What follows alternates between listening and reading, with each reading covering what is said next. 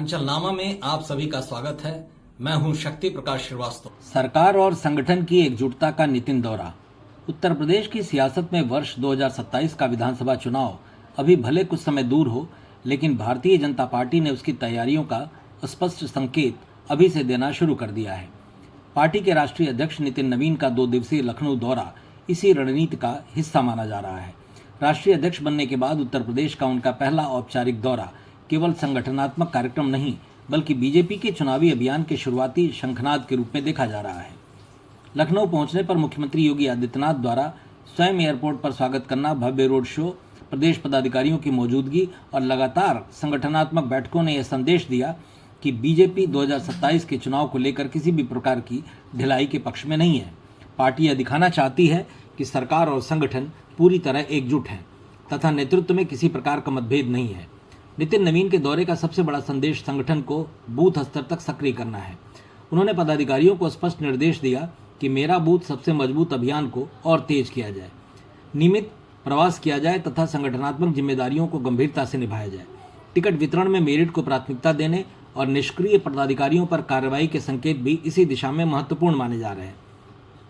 राजनीतिक दृष्टि से यह दौरा इसलिए भी महत्वपूर्ण है क्योंकि उत्तर प्रदेश बीजेपी के लिए केवल एक राज्य नहीं, बल्कि राष्ट्रीय राजनीति की धुरी है। 2024 के लोकसभा चुनाव में बीजेपी को उत्तर प्रदेश में अपेक्षित सफलता नहीं मिली थी। ऐसे में पार्टी अब विधानसभा चुनाव से पहले संगठन की कमियों को दूर करने और कार्यकर्ताओं का मनोबल बढ़ाने की कोशिश कर रही है।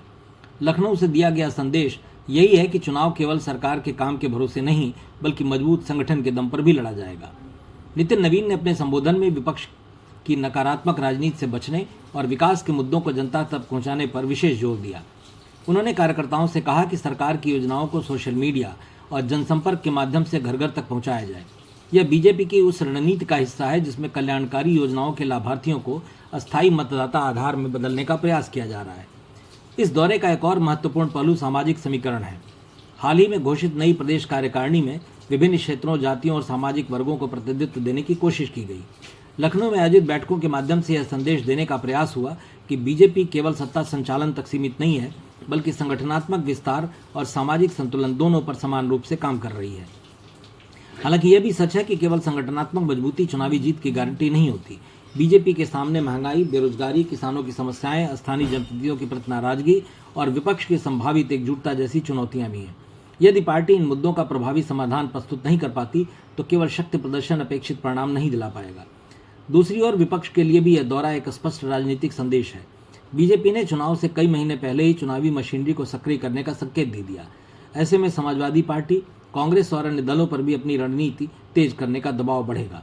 उत्तर प्रदेश की राजनीति में अक्सर वही दल बढ़त बना लेता है जो चुनाव से पहले संगठनात्मक बढ़त हासिल कर ले। कुल मिलाकर नितिन नवीन का लखनऊ दौरा केवल औपचारिक स्वागत या बैठकों तक सीमित नहीं था। यह बीजेपी की आगामी चुनावी रणनीति का सार्वजनिक प्रदर्शन था।